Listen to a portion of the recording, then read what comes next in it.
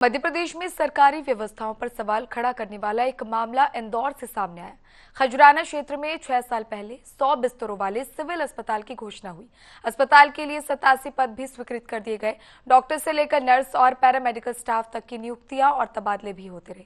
लेकिन हैरानी की बात यह है कि आज तक अस्पताल की जमीन तय नहीं हो सकी, भवन का निर्माण भी शुरू नहीं हुआ। यानी अस्पताल कागजों में चलता रहा, जबकि इलाके में लाखों लोग अब भी बेहतर सरकारी सुविधाओं का इंतजार कर रहे हैं। देखिए इसी पर एक खास रिपोर्ट।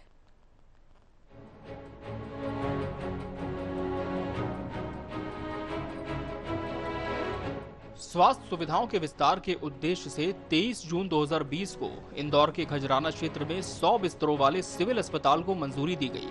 अस्पताल के संचालन के लिए विशेषज्ञ चिकित्सकों, medical officer, staff nurse, pharmacist, lab technician और अन्य कर्मचारियों सहित कुल 87 पद भी स्वीकृत कर दिए गए। लेकिन योजना फाइलों से आगे नहीं बढ़ सकी। 6 साल बीतने के बाद भी न तो अस्पताल के लिए स्थायी जमीन तय हो सकी और न ही भवन निर्माण शुरू हो पाया। सबसे बड़ा सवाल यहीं से खड़ा होता है, जब अस्पताल अस्तित्व में ही नहीं आया तब उसके नाम पर कर्मचारियों की पदस्थापना और तबादले कैसे होते रहे। जानकारी के मुताबिक 15 जून 2026 को भी एक लैब टेक्नीशियन की पदस्थापना सिविल अस्पताल खजराना के नाम पर की गई।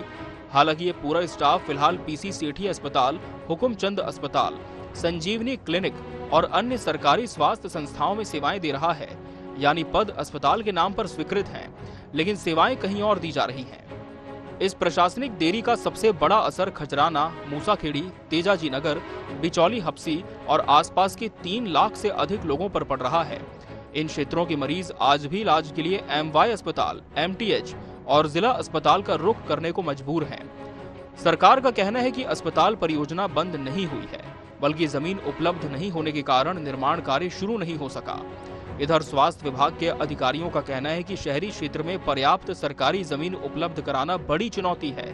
यही वजह है कि परियोजना निर्धारित समय पर आगे नहीं बढ़ सकी। विपक्ष ने इस पूरे मामले को बड़ा प्रशासनिक घोटाला बताया है। देखिए 6 साल पहले वो अर्बन पीएससी थी, जिसको 50 बेड के सिविल हॉस्पिटल में उन्नयन किया गया था। और जब उन्नयन होता है तो पद भी मंजूर हो जाते हैं, लेकिन उसका निर्माण इससे शुरू नहीं हो पाया कि उसके लिए वहाँ पर जमीन मिल नहीं पाई। तो इसलिए पद स्वीकृत चूँकि पोर्टल में दिखते हैं, तो इसके कारण वहाँ पर पदस्थापनाएं हो गई थी। लेकिन जो डॉक्टरों को जहाँ पर व्यवस्थित करना था वो कर दिया गया है। और जो पैरामेडिकल स्टाफ होता है उसको सीएमएचओ अपने स्तर पर अगल बगल, चूँकि कई संजीवनी क्लिनिक भी हैं, वहाँ भी आवश्यकता है लोगों की, तो जिन्होंने खजराना में ऑप्ट किया उनको अगल बगल के संजीवनी क्लिनिक में ले जाके, जिससे वहाँ ओपीडी वगैरह होने लगे और लोगों को राहत मिले, तो वो व्यवस्थाएं हो गई हैं। बीजेपी के भ्रष्टाचार की परिभाषा को सत्यापित कर रहा है। हॉस्पिटल ही नहीं है, 40-50 डॉक्टरों की वहाँ पे पोस्टिंग कर दी जाती है। हॉस्पिटल है ही नहीं, बिल्डिंग है ही नहीं, जगह चिन्हित नहीं हुई। स्वास्थ्य जैसी विषय के साथ किस तरह खिलवाड़ हो रहा है। वहाँ पे कम से कम 3 से 4 लाख लोग, यदि वो हॉस्पिटल होता, डॉक्टर की पोस्टिंग होती, तो 4 लाख लोगों को फायदा होता। हॉस्पिटल नहीं, बिल्डिंग नहीं और पोस्टिंग हो रही है। स्थानीय लोगों में भी नाराजगी साफ दिखाई देती है। रहवासियों का कहना है कि वर्षों से अस्पताल बनने के वादे किए जा रहे हैं, लेकिन जमीनी हकीकत नहीं बदली।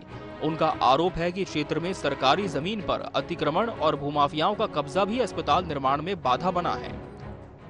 वो अस्पताल कागजों में तो चल ही रहा है। जनता के साथ जितना धोखा करना था सरकार ने कर लिया, क्योंकि 2018 में कमलनाथ जी की सरकार थी, तुलसी सिलावट जो स्वास्थ्य मंत्री थे, और उन्होंने यहाँ पर एक अस्पताल तैयार हो गया, जाहिर सूचनाएं अखबार में छप भी गई। उम्मीद बहुत थी खजराना को कि कुछ बहुत अच्छा होने वाला है, बाकी ऐसा कुछ हुआ नहीं। क्योंकि आज भी हमें 15 किलोमीटर दूर पैदल ही गाड़ियों से जाना पड़ रहा है। रात बिरात हमारी बहनों को बहुत दिक्कतें आ रही।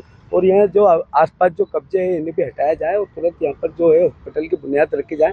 मैं सरकार से गुजारिश करूँगा यहाँ के जनता के माध्यम से कि आप इस पर एक हॉस्पिटल बनाए जल्द से जल्द, लोगों को बहुत जरूरत है। ये मामला केवल एक अस्पताल के निर्माण में देरी का नहीं, बल्कि सरकारी योजना, प्रशासनिक जवाबदेही और संसाधनों के प्रबंधन पर भी गंभीर सवाल खड़े करता है। यदि अस्पताल के लिए जमीन ही उपलब्ध नहीं थी तो 87 पद स्वीकृत करने और वर्षों तक उसके नाम पर पदस्थापन एवं तबादले करने की जरूरत क्यों पड़ी।